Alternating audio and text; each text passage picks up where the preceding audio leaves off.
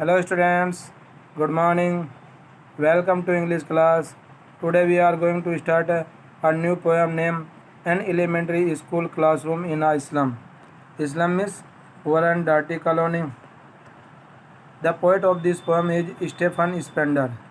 He was born in 1909 and died 1995. He was English poet and an essayist. In this poem, the poet tells about social injustice and class inequalities. So let's start in detail. Before you read, have you ever visited or seen an elementary school in a slum? कवि कह रहा है कि क्या तुमने कभी गंदी colony में एक प्राइमरी स्कूल देखा है या उसकी यात्रा की है? What does it look like? यह कैसा दिखता है? So let's start. In first stanza, the poet tells about the parents of poor children. Far, far from gusty waves, the children faces like rootless weeds, the hair torn round their pallor. Pallor means light yellow, हल्का पीलापन सा. Weeds means unwanted plants. Gusty means blowing strongly. Poet कह रहा है कि इन बच्चों के जो चेहरे हैं वह तूफ़ानी लहरों से दूर हैं. इट मीन्स इन बच्चों के चेहरे पर कोई रेडनेस नहीं है और वे डल हैं और उनके चेहरे पीले से प्रतीत होते हैं. Like rootless weeds the hair torn round their pallor. और जड़हीन पौधे के समान उनके जो बाल हैं उनके पीले से चेहरे पर इधर उधर पड़े हैं. द टाल girl with her waived down head. और एक जो लंबी लड़की है वह निराशा में और उसका सिर झुके हुए हैं. The paper seeming boy with rat's eyes. The stunted unlucky heir of twisted bones reciting a father's gnarled disease his lesson from his desk. Gnarled means knotty, गांठेदार बीमारी. ट्विस्टेड मीन्स इन जिगजैग मुड़ी हुई. Heir means successor, उत्तराधिकारी. Unlucky unfortunate, दुर्भाग्यपूर्ण. Stunt means होता है undeveloped, अविकसित. वो कहते हैं कि एक पेपर जितना पतला लड़का है जिसकी आंखें चूहे जैसी है और वह अविकसित है, दुर्भाग्यपूर्ण, मतलब मुड़ी हुई हड्डियों का उत्तराधिकारी है. और वह अपनी डेस्क से अपने लेसन के रूप में अपने पिताजी की गांठ की बीमारी के बारे में वर्णन करता है. At back of the dim class one noted sweet and young. His eyes live in a dream of squirrel game in tree room other than this. वो कहते हैं डिम मिस होते हैं नॉट क्लियर, स्पष्ट नहीं, धुंधला.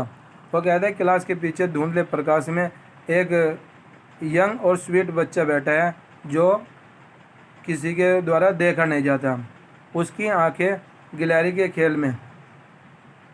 के उस खेल में जिसमें पेड़ में एक कक्ष बना रखा है गिलहरी ने और वह कभी अंदर आती है कभी बाहर आती है, उसके सपने देखता है. अदर देन दिस, वह पार्ट याद करने की अपेक्षा गिलहरी के खेल में जिसमें वह अपने पेड़ के कमरे में कभी अंदर आती है कभी बाहर आती है, उसी में उसके सपने देखता है. In second stanza, the poet tells about classroom. On shore cream walls donation Shakespeare had, cloudless at dawn, civilized dome riding all cities. Shore cream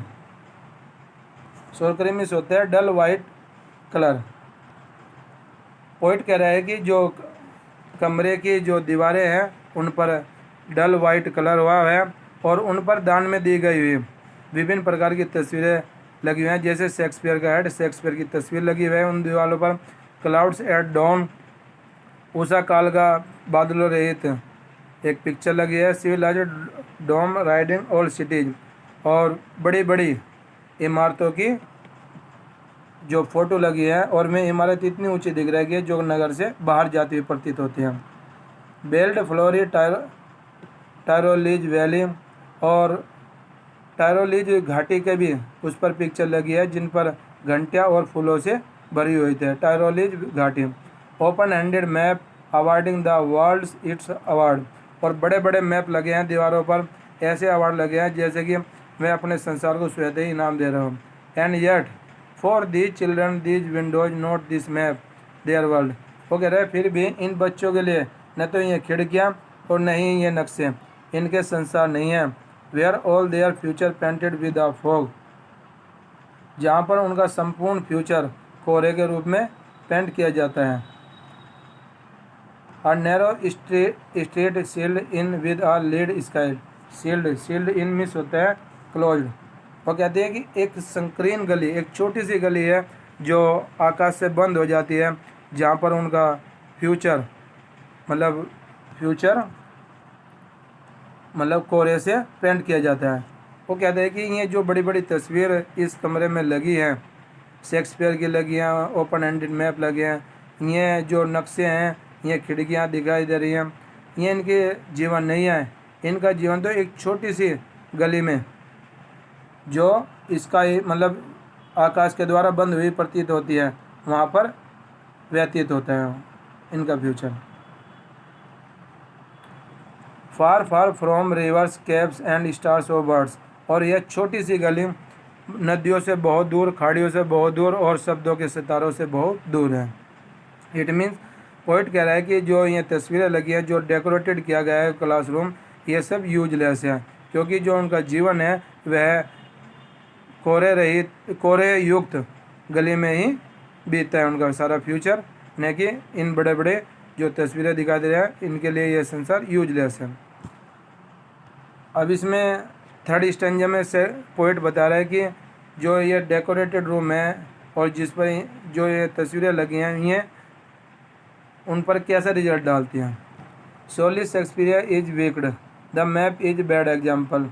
वो कह रहा है कि जो शेक्सपियर की जो पोस्टर लगाए हुए हैं उनके लिए दुष्ट है, क्योंकि शेक्सपियर एक लर्निड पर्सन था, विद्वान था, उसका लिटरेचर से संबंध था, और उन बच्चों का लिटरेचर से कोई संबंध नहीं, वे लिटरेचर के बारे में कुछ नहीं जानते। The map is a bad example. और जो मैप लगे हैं संसार के, ये भी इनके लिए एक बुरा उदाहरण है। With ships and sun and love tempting them to steel.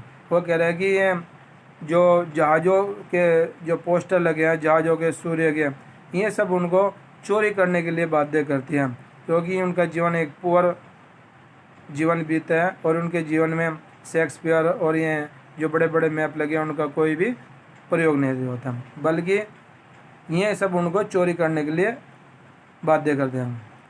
For life that slyly turn in their cramped hole. Cramped means होते हैं नैरो, छोटी संकीर्ण, हॉल मीन्स होते हैं स्मॉल रूम, छोटे से घर, क्योंकि जो उनका जीवन है वह चतुराई से, सीक्रेटली, गुप्त रूप से, सिलीली मीन्स होते हैं सीक्रेटली और क्लेवरली, क्योंकि उनका जीवन गुप्त रूप से छोटे छोटे मकानों में अपना करवटें बदलते रहते हैं। From fog to endless night, fog से अनंत रात तक। On their slag heap the children wear skin paired through by bones. Slag means होते हैं रबिश, कूड़ा।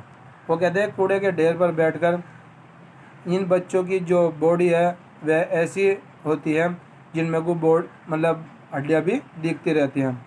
And spectacles of steel with मेंडेड glass. और जो उन्होंने चश्मे पहन रखे हैं जिस पर स्टील की डंडी लगी हुई है, उनमें जो कांच है वह टूटा हुआ कांच लगा हुआ है उन चश्मों में। Like bottle beads on stone.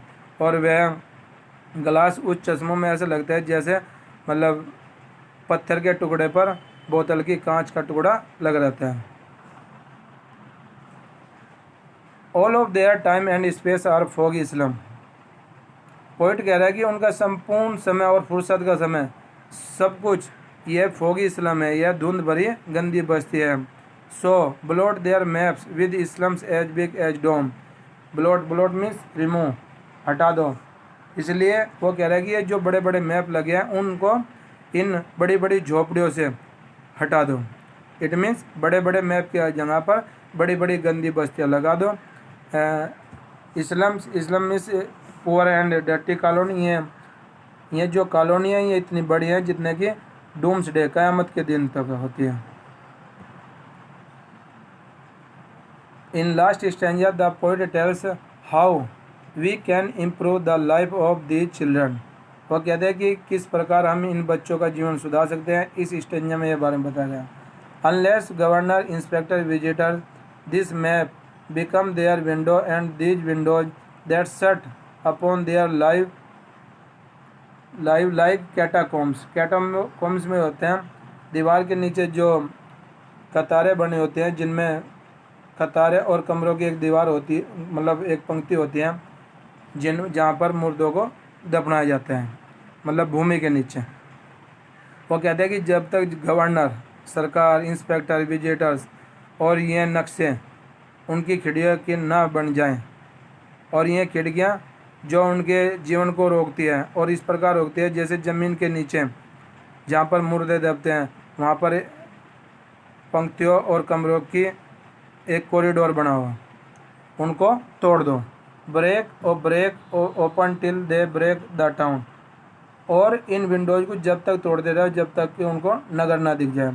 And so the children to green fields and make their world run azure on gold sands. And so the children to the green fields. और इन्हें दीवारें तोड़कर जिन्होंने उनके जीवन को बांध रखा है, उन सब की दीवार को तोड़कर इन बच्चों को हरे भरे खेत दिखाओ. And make their world run azure on gold Sands. अजूरे means होते हैं ब्लू. और इन बच्चों को सुनहरे रेत पर नीले आकाश के नीचे दौड़ने दो. And let their tongues run naked into books with white and green leaves open.